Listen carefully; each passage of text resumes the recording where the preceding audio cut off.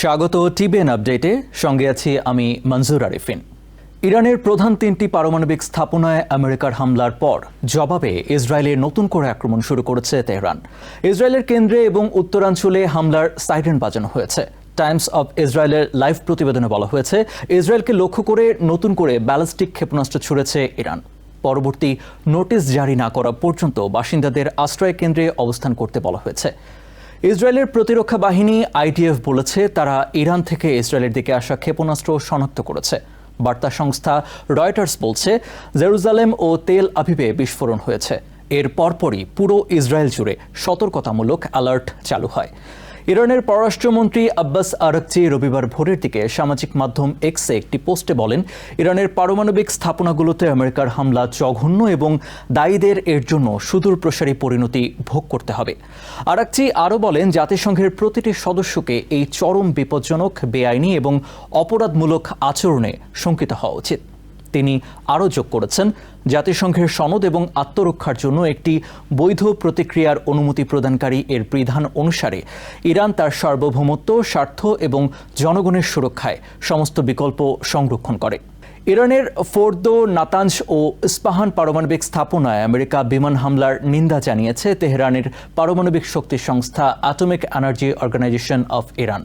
আল জাজিরার প্রতিবেদন অনুযায়ী সংস্থাটি বলে, এই তিন পারমাণবিক স্থাপনায় ইরানের শত্রুরা বর্বরোচিত হামলা চালিয়েছে। এই হামলা আন্তর্জাতিক আইন, বিশেষ করে পারমাণবিক অস্ত্র বিস্তার রোধ চুক্তি এনপিটির লঙ্ঘন। এইওআই আরও বলেছে, এমন এক সময় এসব হামলা হয়েছে যখন আন্তর্জাতিক পারমাণবিক শক্তি সংস্থা নির্লিপ্ত রয়েছে, এমনকি মদতদাতার ভূমিকা পালন করছে। ইরানের পারমাণবিক শক্তি সংস্থা বলেছে, তারা ইরানি জনগণকে আশ্বস্ত করেছে যে শত্রুর সব ধরনের ষড়যন্ত্রের পরও হাজারো বিজ্ঞানী ও বিশেষজ্ঞের প্রচেষ্টা এবং শহীদদের রক্তের বিনিময়ে গড়ে ওঠা এই শিল্পের অগ্রগতি থামতে দেবে না তারা। এদিকে ইরানের সর্বোচ্চ নেতা আয়াতুল্লাহ আলী খামেনির প্রভাবশালী একজন উপদেষ্টা আমেরিকার নৌবাহিনীর জাহাজে ক্ষেপণাস্ত্র হামলা চালানোর এবং হরমুজ প্রণালী বন্ধ করে দেওয়ার হুঁশিয়ারি দিয়েছেন। এই প্রণালী বিশ্বজুড়ে জ্বালানি তেল পরিবহনের প্রধান রুটগুলোর একটি।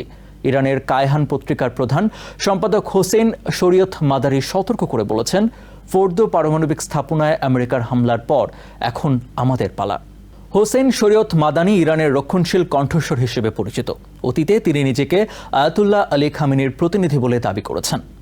সামাজিক মাধ্যম টেলিগ্রামে কায়হানের এক বার্তায় শরীয়ত মাদারিকে উদ্ধৃত করে বলা হয়েছে, কোনো সংশয় বা বিলম্ব না করে প্রথম পদক্ষেপ হিসেবে তারা অবশ্যই বাহরাইনে আমেরিকার নৌবহরে ক্ষেপণাস্ত্র হামলা চালাবে এবং একযোগে আমেরিকা, ব্রিটেন, জার্মানি ও ফ্রান্সের জাহাজ চলাচলের জন্য হরমুজ প্রণালী বন্ধ করে দেওয়া হবে। নিউ ইয়র্ক থেকে সম্প্রচারিত টিবিএন 24 টেলিভিশন, বিশ্বজুড়ে বাঙালির কণ্ঠস্বর।